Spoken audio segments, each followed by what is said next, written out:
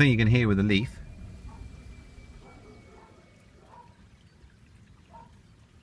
if you can hear that, I can, is a babbling brook running down the side of a road whilst you're driving along. Now you've got the window open. It's quite nice, isn't it, Toe? Yeah. Nice water. See a nice walk. Brilliant. In. I haven't done one of these for a few days now because there hasn't really been any need. There's nothing been on. It's 7:20 in the morning. Suddenly realised that I've forgotten to plug it in last night when I come back. The night before I didn't plug it in either, purposely though, to go to charge it at my parents'. So anyway, let's have a look. So this will be the scenario, I guess, if you did forget. It's a Sunday, so I haven't really got to work or anything. So I just thought we might as well play out the scenario. It's 7:20. Say you needed 100%. Let's see how much I've got. Okay, so I plugged the cable in, but it's not charging yet. Oh, you saw it then. It was 80%. So it's 80% charged up. So say if you needed 100%, let's have a little look where we'd be at. So I don't know. We'll see where we're at in an hour's time anyway, just for the sake of it. Okay, the car is switched off. That is flashing green admittedly. Right, it does that, so when the car's off, it flicks between the two. Now, I'm pretty sure there's not a setting, it's the question that's been asked, there's not a setting to change that. I'm pretty sure there isn't. Stay awake, auto enable and disable Bluetooth. So I presume that relates to the device to auto enable it. On exit, force Bluetooth off. Enable auto Bluetooth pairing key. I'm not sure what that means.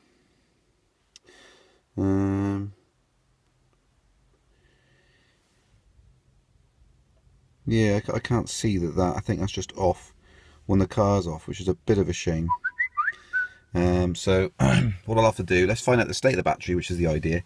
If I turn this on, you'll find, let me go back out of there. So where that is now, you'll see when I turn the car on, it should all start to boot up, and then hopefully it should connect. Hopefully the car doesn't actually have to be on. I was hoping it could be left on standby. The car is on. It's sort of auxiliary mode. It's not actually switched on, but that isn't. No, that isn't. As you can see, it's trying to connect, and that's not actually working. So let me put a foot on the brake, turn the car onto its second mode, which is on, and there you go. It's connected up, and so it only works at that. Right. So there's the state of charge. Is almost.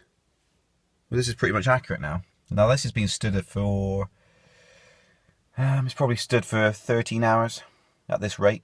So yeah, they're pretty close. The battery pack's just been sat there at that percentage. So I don't know if that was to do with the difference between the two before, because it just finished charging or what. But anyway, there you go. Right, let's just start the charge. But I don't think I can do it now with the car on. Can I turn off the scheduler? Let's have a look. No, so turning off the schedule won't work with the car on. So let's turn the car off. Let's turn it off. Right, I've cancelled the schedule. Lights are on. Can I now turn the car on? I can. Right, okay. Started charging at 7:25, and there's the battery percentage. So let's see how that goes. It's sat there, it's saying it's got 2 hour 30 minutes until it'll be fully charged, but we'll see. I guess I can just leave this car on for this experiment. There's the thing flashing down there, look. So there we go. Right, and there we go, it's gone up. So 7:26 on this, both the same, the clocks are the same, 7:26 on there, 12 degrees C, 7:26, and that's 7:26 on there. Right, let's, what I'll do is I'll review that when it next changes up a point. I shall turn the camera back on. Okay, there we go. That's 7:27. Is at 0.1 again. It seems to be about every 50 seconds ish. Seems to change. It's 80%. Still 7:27, so 7:28 now. That'll change again in a minute, I think. Not in a minute, in a few seconds. Seems to go up fairly quickly on the old points. So yeah, I won't do every single one, obviously, but I shall just see how it goes. So let's pretend that to get to work at 9 o'clock, and I had a 15-minute drive, and we'll just see what the charge will be then. It's not really much of a thing, really. It's quite a hard, difficult test to actually gauge this, pretending that you need full charge to get somewhere, and you've only got to travel then 15 minutes. But okay, let's not say I've got to be at work at 9. Let's say, I don't know, I need 100% charge, and let's just see what the time would be from 80%, because it does seem to vary on the charges, you know, as in if you start off low, start off at, I don't know, you start off at 20%, it different aspects of the battery charge at different speeds, as far as I can see. So depending on what percentage you're on, what state the battery is, it charges at different speeds. It tends to slow down towards the end, etc, etc. So we'll just see.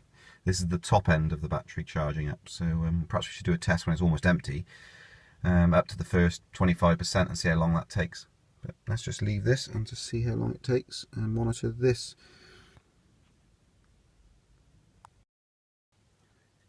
Good thing is, reaches from there, so sit in the comfort of the home whilst recording. Right, that is actually the amount of energy that I'm consuming at the moment. It usually sits around about 0.40 kilowatts anyway, being consumed. So the car is drawing about 3.3, so near as damn it. So there we go. Just so you know, that's what it's charging at, with a battery state of around about 83%, I think it is at the moment. Okay, 30 minutes in, 7:55, and we are at 83.3. So that's how much it's done in 30 minutes. So in 30 minutes, it's charged 3.6%. Okay, 1 hour in, 83.3. So there you go. 1 hour of charging, 83.3. Okay, the experiment ruined slightly because it's 8:32 now, as you noticed. I suddenly noticed, sat there watching it for 10 minutes, hasn't changed at all. At 83.3, 98. So 8:32 on there. I don't know now. Now I'm a little bit confused. Is it this program gone wrong, or 98%? Is that wrong? Completely wrong. So what I'm going to do is I'm going to have to, I don't know, I have to exit the program, I guess. Yes, quit the program. Right, Bluetooth shutting down. Let's start it again. 83.3. It's Bluetooth now off. Will it start the Bluetooth up? It's set to turn the Bluetooth on and off.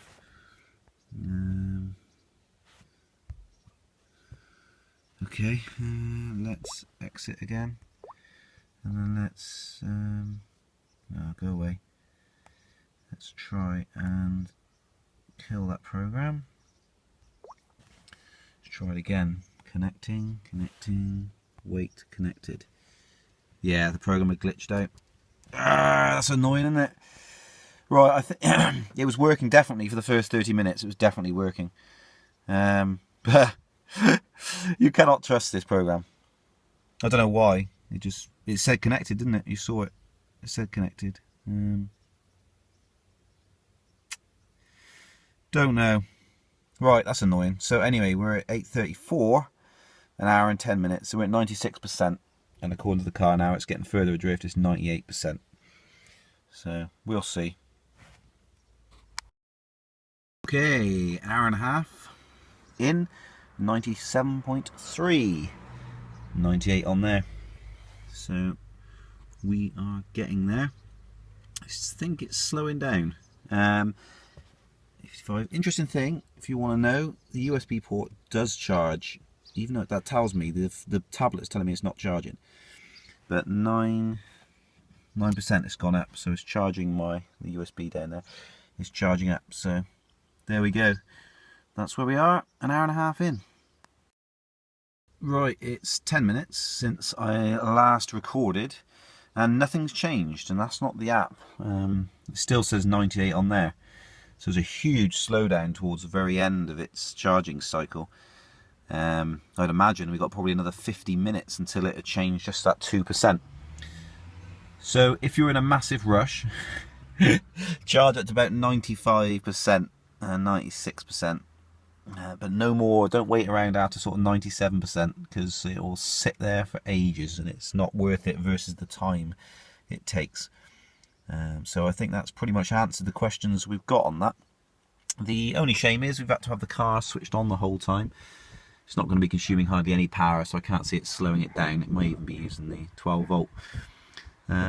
So yeah, it's a shame it doesn't work whilst it's off. But there we go. So that's the answer, I think, to really that sort of very basic question.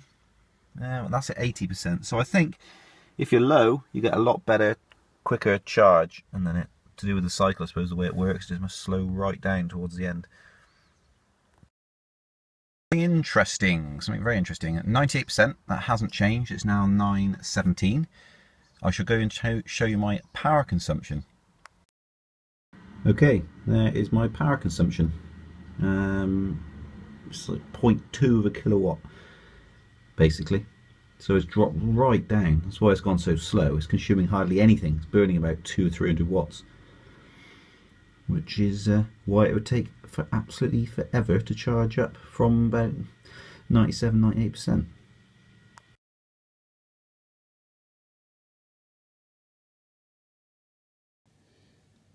Now, one thing I wanted to talk about at this point was the cost. It cost me to charge it, basically 10.92 pence per kilowatt hour, with standing charge of 36p a day, almost 37p a day.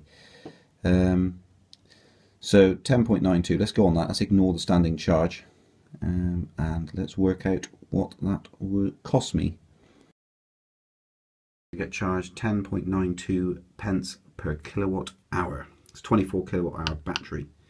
Times that by 0.1092. That's £2.62 to charge my car up on my tariff. So the interesting thing with that is £2.62 costs per mile. Of course, you need to work out what you're getting off the vehicle. I'm actually getting real life. You get about 85. So let's stick 85 in there. So it costs 3 pence basically to run the car at on that tariff that I'm on. If you were to get off peak, of course, it'd be miles cheaper. It'd be half that, if not quarter that. Anyway, so economy 7 type tariff. So 3 pence per mile. What about a fuel car? Well, a fuel car at 55 miles per gallon is 12 pence just on the fuel.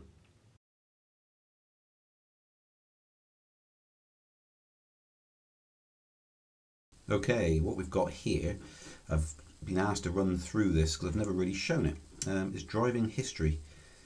So go to driving history, and the load time on this is fairly slow, to be fair. It sits there. Now, so this is where we're at basically. So what you can see here is driving history, route planner, information channel, rankings, eco tree.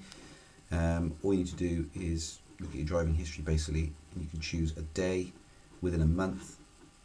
You scroll down, you see monthly, and here it is up to the 5th number of trips. Now I have no idea if that's accurate, but one thing's for sure, it's not very overall it's not very accurate. I'm just going to try and find energy information, I think it is. That is your select energy tariff. Let's have a look. So you can change your energy tariff to match, and we just talked about that. It is 10.92. Okay. I'm not sure it allows you to put in that now. You can only put in 2 digits, even though it says 5 digits. Update.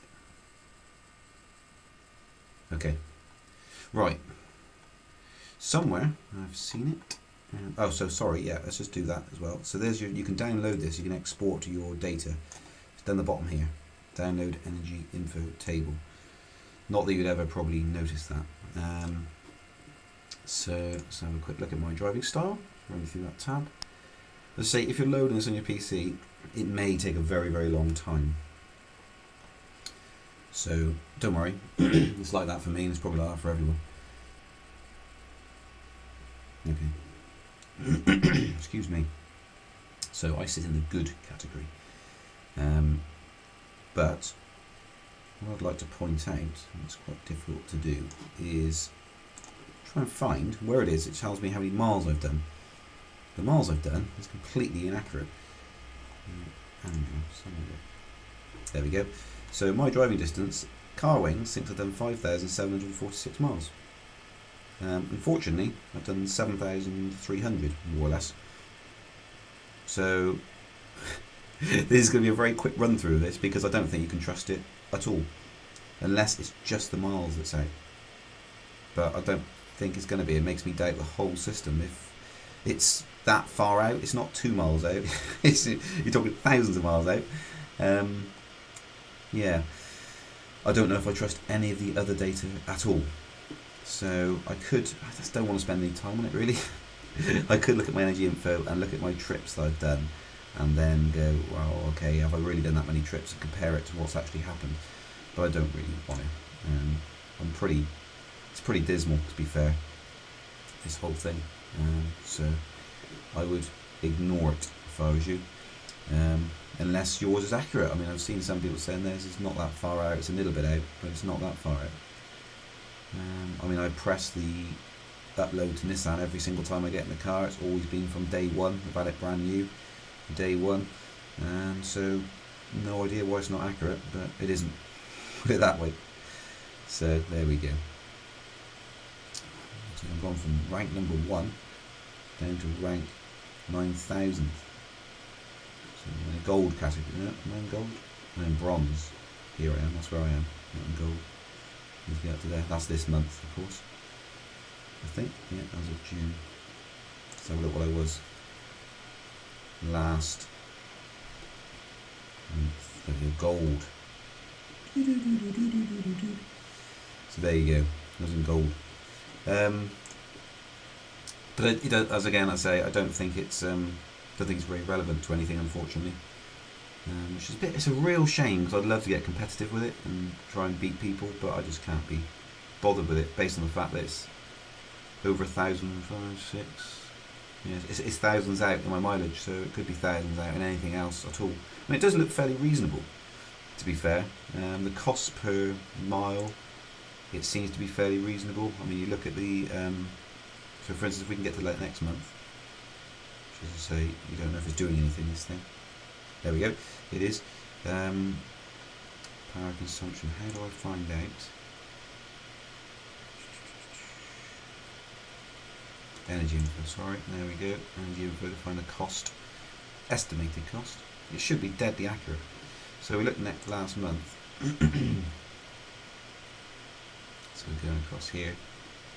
It's not very intuitive, this thing, and it also seems to be very accurate. It cost me £31 the last month on electricity. I don't think it's clever enough to know when I charge at a public station. So for instance, if you did all your charging at a public station, never charged at home, would it still display 31.33? I'm not really 100% sure. I know it collects the data of the types of charges you've taken, but I don't know whether it knows that you wouldn't be paying for those, or you would be paying for them, and how it calculates that. I think it just takes all the charges. And with my current mileage, it's estimated it's 21,000. a year at the moment. 21,000 miles, 85 miles costs me, so if I do 21,000, we just worked out what 21,000 divided by 85, it did 247 times it goes into 21,000. And 85 miles, how much did it cost me? Forgotten that. It's good, isn't it? Let's try and work that back out again. So it cost me 3 pence a mile, didn't it? Times 85.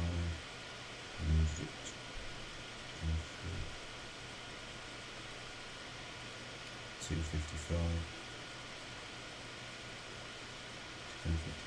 times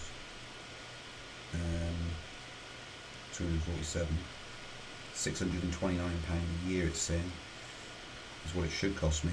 And divide that by 12, £52 a month, but that's just very quickly worked out. I may have got that slightly wrong, but it sounds about right. It's not far off of what it should be, but that's, yeah, don't really know. I'm not sure if this is accurate enough to be able to tell me that is actually what it's costing me. I hope it is. I hope that's about £31.33. Unfortunately, not British Gas, N-Power are so awful with their bills, it's very difficult to keep track of it. And for instance, I've got a covering letter today, Friday I got it, saying we're really sorry that your bill's taken so long to be distributed to you. So it's very difficult to keep track of it. But there you go, that's a quick overview of basically of what you can do within Carwings. Again, it's driving history. You click on driving history, and then it takes a little time to load, and then from there you can edit your details. So energy info,